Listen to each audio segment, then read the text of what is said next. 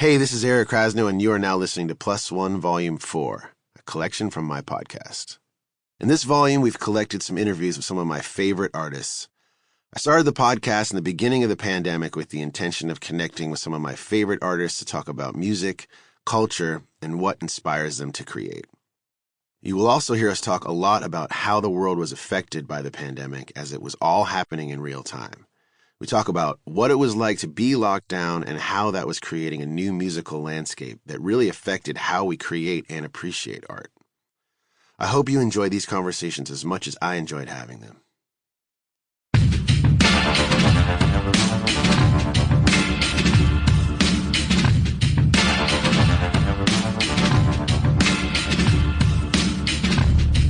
Hey guys, this is Eric Krasno, and you are listening to the Plus One podcast.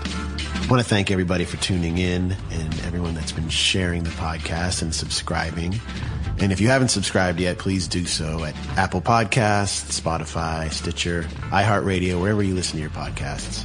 I would much appreciate it. And I want to thank everybody that's been sending messages to KrazPlusOne at gmail.com or on Instagram. You can give us a follow at KrazPlusOne on Instagram. And today we have a really, really special guest.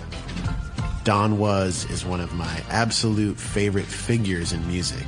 I say that because you can't really pinpoint him as one thing. He's just Don Was. And it's people like that that I really look up to because I've never really wanted to do just one thing.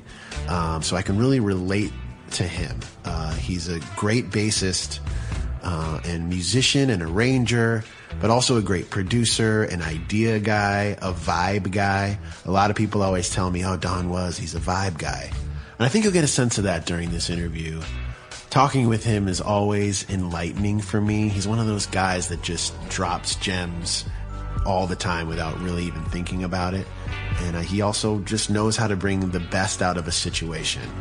He knows how to create the right vibe in a rehearsal or in a studio where sometimes people can feel uptight or judged. And that's not the best way to get creativity out. You have to be relaxed. You have to be comfortable. And this man really knows how to do that.